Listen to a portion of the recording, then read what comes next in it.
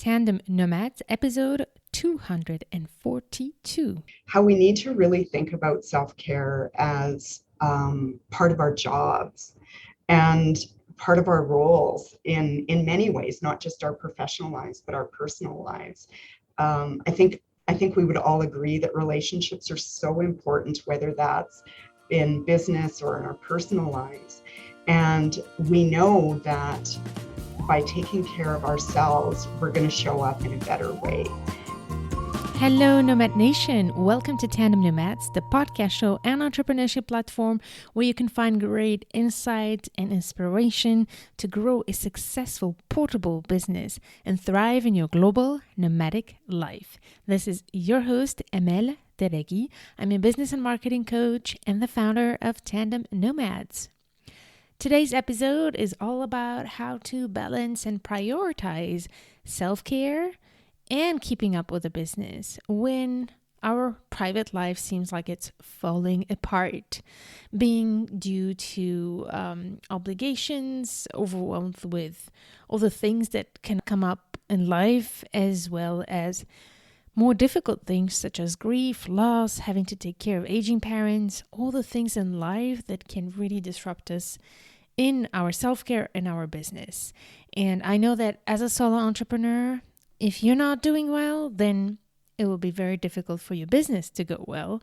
So we're all going to talk about that with two amazing guests, Melissa Tiessen and Karen Dyck. They are both therapists and founders of the Intentional Therapist community, where they support other therapists to continue to manage their lives and their family, their work, while making their self-care a priority. I invited them to share their expertise in the topic, but also their personal experience with that. Unfortunately, they both had lost their mothers while building up their business, and they were so gracious to want to share this difficult journey with us. And what did they do to, first of all, maintain their self-care while also keeping up with the business? So know that this episode is actually the second part of this two-part series. So if you have not listened to the first episode, please make sure to tune into it, the number 241, the episode just before this one, where we actually set up the ground and share the story of Melissa and Karen, as well as some of the insights and circumstances that have helped them to actually go through this journey. In the previous episode, I also share a little bit of my experience throughout this challenging times where I also lost my father, and surprisingly, and the coincidence was that this episode has been ready to be aired right at the same time. So sometimes the universe plays in certain ways. This is why I really felt like it was really important for me to also be as vulnerable as our great, wonderful and generous guests. So I did share a little bit of my journey with that. So it is a very raw episode, this previous one, very raw and very emotional at some moments, but we also talk of a lot of happy moments as well, and all the great things that come with having a business while going through difficult times, and how this can also be a wonderful way to actually lift us up. So again, make sure to tune in that previous episode if you have not listened to it, so that you can have the full context. Also, the reason I have two parts is because Karen and Melissa shared so many great stuff that was really difficult to edit out. And also it was difficult to edit out some of the personal things, like how can you share and decide what is worth sharing or not. So this is why I also split it into different episodes. I hope that you find great inspiration from it. In this second part, we'll talk more pragmatically of some more marketing strategies, as well as other things that they have implemented to be able to continue to observe their self-care and keep up with their business while making sure that they make it in their own terms. So if you have listened to the first episodes, welcome back to the second part, and we're picking up exactly where we stopped in the previous episode. So let's get started. I just want to highlight, the self-care kind of framework that Melissa and I have developed is kind of aligned with four pillars of self-care, and one is connection and community, creativity, courage, and compassion. And some of the things that you're talking about, I think, really fall into both of those categories, right, Amel? I mean, talking about having a team really highlights the importance of having connections and a sense of community where you can be vulnerable, you can share your imposter syndrome issues and how they're impacting you, and you can reach out for help. And I think the courage piece really shows up where we do give ourselves permission to pivot and change course, because oftentimes a lot of the self-care is hard, it's uncomfortable to do, and so it takes courage. And we need to remind ourselves about that sometimes self-care is about experiencing discomfort initially in order to reap the benefits down the road. I absolutely love that. And you talked about these four pillars. I would repeat them because I love them, that they are your framework basically that you use to work with therapists and help them. So connection, community, courage, and compassion. I love these. And I will ask you a bit more like insights on actually maybe some practical things you have, but just to continue this conversation that you talked about pivoting, changing plans, and using these four pillars to actually guide you through the business as a therapist or any other business. One of the things I constantly talk about, as you know, is consistency, right? The importance of consistency. But what I realize that often people see it as a source of pressure and as a source of like, I have to be consistent. And what I want to highlight is when I talk about consistency, I'm not talking about quantity or level of like high goals. I'm more talking about what are those small little things you can commit to that are approachable and feasible that you can commit to on a consistent base. So I'd be curious to know what are the things you have done on those small levels where you managed to be consistent despite these crazy times you've been through. I know for me, especially throughout the pandemic, which, as I said, has been the majority of the time that we've had our business. It's been so important to be moving my body, which doesn't necessarily mean any kind of high intensity exercise, but really just like getting outside for walks, especially early in the pandemic. That was so valuable. And also like one of the few things that was actually permissible to do still. So that was so valuable. Sometimes it even meant walking outside of my backyard at like 10 o'clock at night just to, again, move my body, get some extra steps, and honestly, even just like, and have fresh air and look at the sky. And I often listened to podcasts while I was doing that. So yeah, moving my body has been so important, as well as just spending time outside, even throughout the winter, and really made a point of doing. And I know actually for myself, the period during Christmas after my mom had passed away, a big part of me just wanted to lay on the couch and do nothing. And my husband was really instrumental in basically insisting that we go for a walk every day and just get outside. And, it was a really great lesson for me in terms of what we are often talking to our patients about in terms of behavioral activation. It's one of the key strategies for treating depression. And it was so true that was really helpful to just be doing that on a regular basis, whether I wanted to do it or not, just doing it because it was good for me.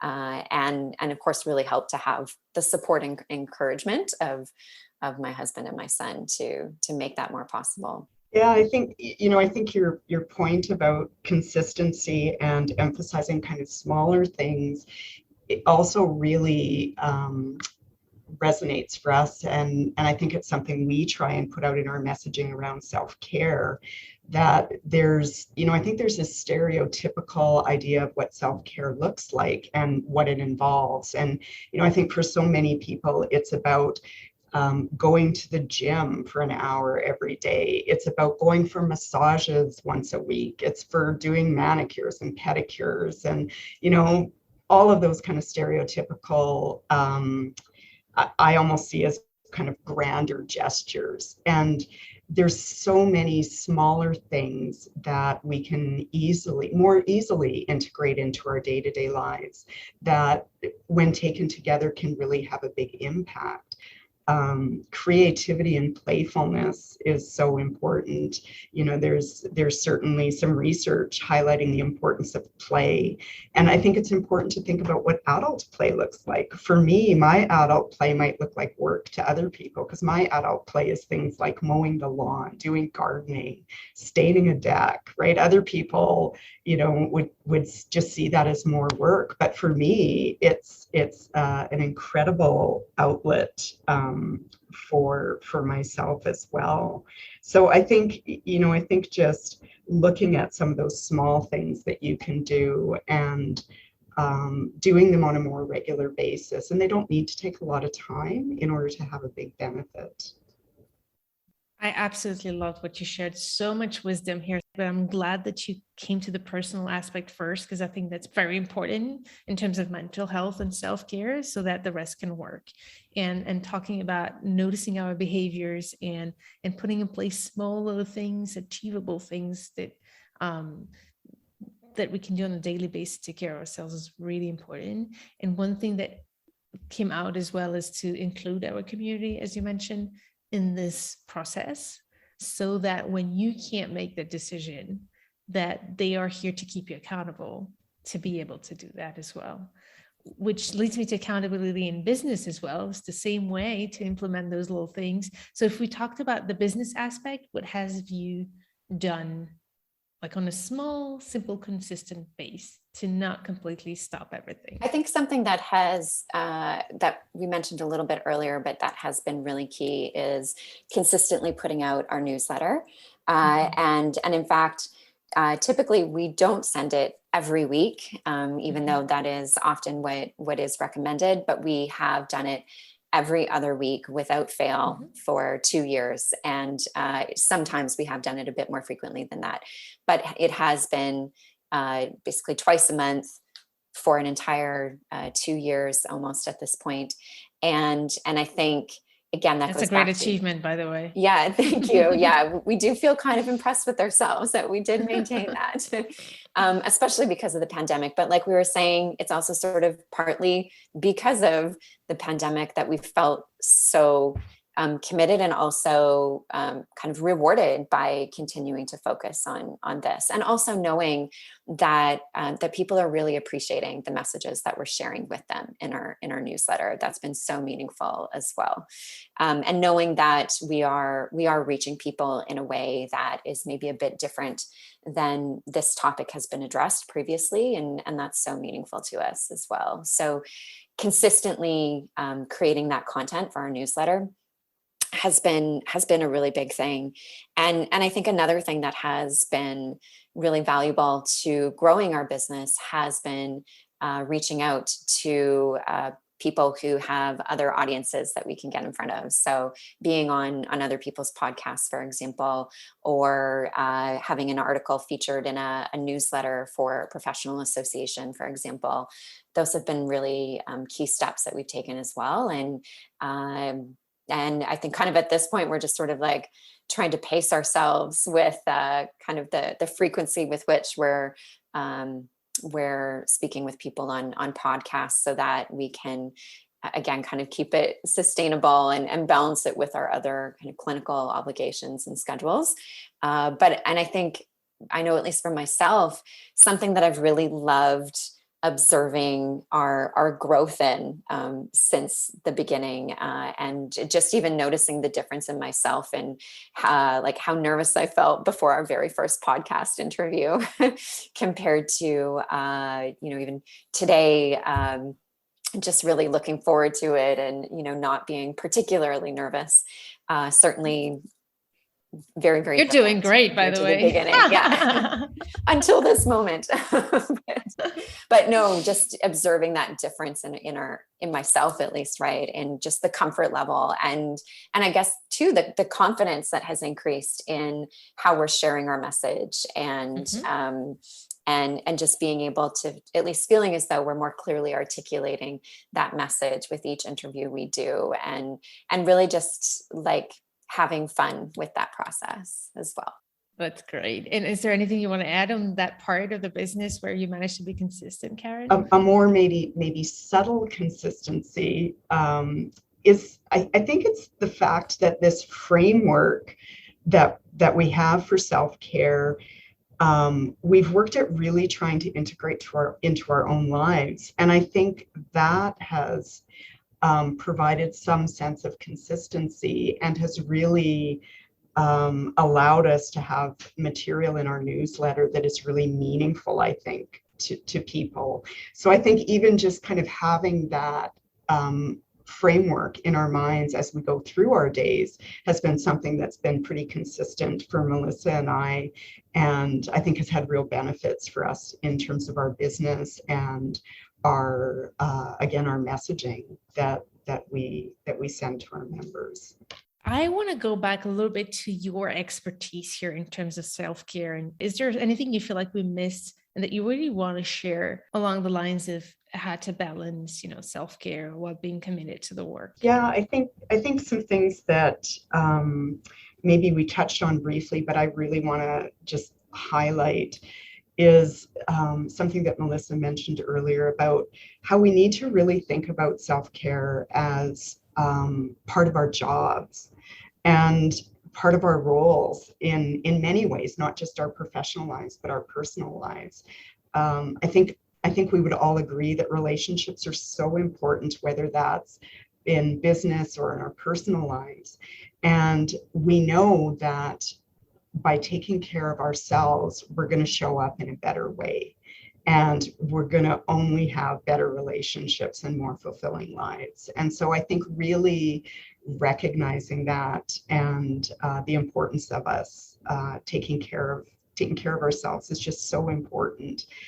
I think, the one thing maybe we haven't mentioned is the importance of really self-reflection and being aware of signs of imbalance in your own life. And, I think there's some warning signs that may be true for many of us, right? Changes in our sleep, we're getting kind of irritable, we're turning down invitations for leisure activities, noticing changes in our eating and, all of those kinds of things. But I think there's probably some individual signs that some of us might really notice. And I think it's so important to just take stock of that and take a moment to reflect, even, on a weekly basis, and just kind of think about, how did I do this week? Because we're not looking for a gold star every day. We're looking for a good average overall, and giving ourselves permission to go for an overall good average instead of having, those gold star days every day. And again, something else we just touched on is I think it's so important to not buy into the stereotypical idea of self-care and what that looks like, because I really think that is a recipe for disaster. And not compare ourselves to these images that might be out there of these people who are just seem exceptionally good at managing everything, because we don't know what their reality's like. And we're much better off to connect with people who we know at a deeper level, who we can share our vulnerabilities and be authentic. That's going to just be so much more beneficial than comparing ourselves to these media images oftentimes, right? The messages we're getting through media and social media included. And I absolutely love what you talked about, not looking for gold stars, but rather as an overall great average. And this is so good. So Nomad Nation, note that. I think it's something to keep in mind and not get influenced, but as well what we see in the outside world. And that's really important. I mean, everybody have their own world and we don't know what happens. The grass is never greener somewhere else, for sure. I think this is an important reminder to never compare ourselves to others. The only person we want to compare ourselves to is ourselves, and just trying to be better every day with small baby steps and a lot of compassion for ourselves and self-love. And I think that's really absolutely important. The love aspect is another thing I think that I think is part of the self-care. Loving ourselves is important so that we can make that a priority as well to do all those things. And I would definitely say if we struggle with that, loving ourselves, this is very personal share here. I would definitely say go see a therapist, because that's important. I never thought that, for example, I had issues with self-love until I actually went to a therapist and realized, oh my God, I actually need to love myself better so that I could deal with my self-care better, as well as running my business in it and show up more vulnerable as I wanted to. There's one more thing. We talked about self-care. We talked about as well creating a support system in a little bit. I want to dive into it more because I would love to have something that I wanted to ask you actually during our sessions, but maybe now is the perfect time. You've decided both to invest in the support of our coaching together. And I was wondering, first of all, what got you to stay committed to that as well? Because I was here also to keep you in check, although I was very respectful of your rhythm, but I was trying to challenge you at the same time. And I was wondering what has helped you just keep up with it. I think it's something you mentioned already earlier, Mel. It's the immense value of having that accountability. So of course, as we were also saying, just having a business partner is a huge accountability element and support element. But having someone like yourself as a business coach is such a additionally valuable element, especially because you bring so much experience and knowledge that we don't have, and can just help us to look at our own practices and decision making from a new perspective.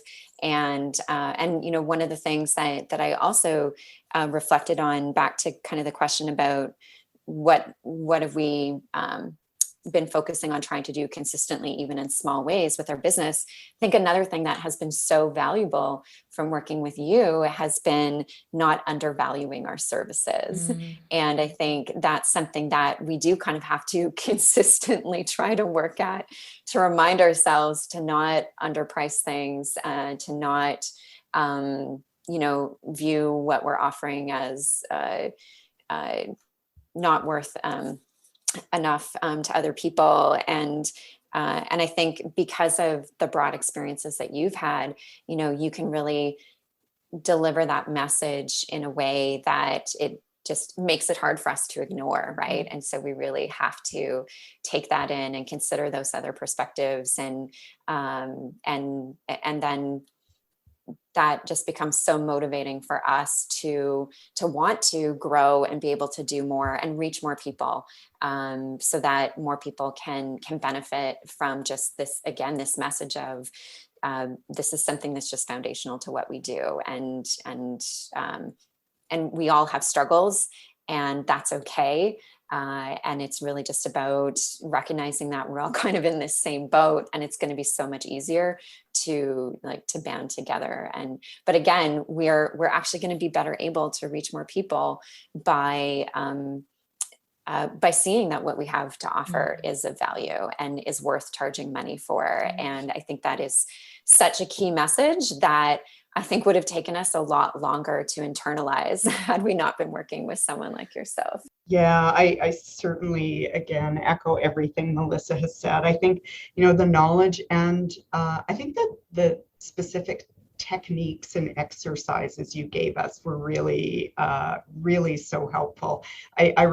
One that really stands out for me was something you had us do earlier on, which was kind of write a story about our ideal customer. And Melissa and I, it was just so interesting how our stories were so similar when we wrote those. And it was just really, I think it really helped us get a clearer image of really, right, what was our business really about? Who did we really want to help? What were the pain points? And so, I think the knowledge, the expertise you have, the exercises you gave us to do were so important. And I want to go back to the importance of relationships in whether you're talking about being an entrepreneur or a therapist. I think someone else could have been giving us that same information, and those same exercises, and it would have felt very different if the relationship was different, because throughout all our work with you, we always felt that you were like sincerely interested in our business and in us. And that, that came up when we were having business struggles. It came up when we were going through, the loss of our mothers.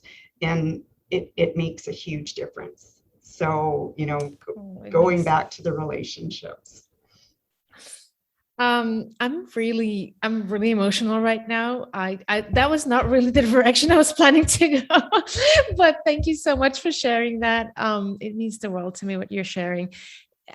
I think you talked about courage before, one of your pillars about courage. And one of the things that I found on top of the courage of showing up, and despite the tough times, you've had the courage to invest in the support you needed. So be it me or somebody else, for the listeners, I just want to see, how did you come up with having that courage and feeling comfortable making that investment, and knowing that, everything was not all stable in your life, but you still decided to make that investment, to commit to it? I think it really came about for a couple of reasons. I think Melissa had the good fortune of getting to know you and connect with you before she and I actually started this business. And so I think that was an important piece. But I think for us, we really were honest with ourselves, and we came to the realization that, we can't do this on our own.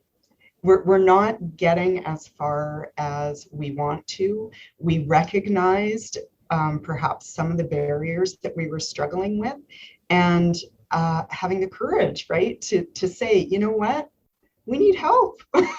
We need help with this. And having the courage to invest in our business, I think, was the other piece, right? Because it is an investment. Yeah. It's an investment of time and money.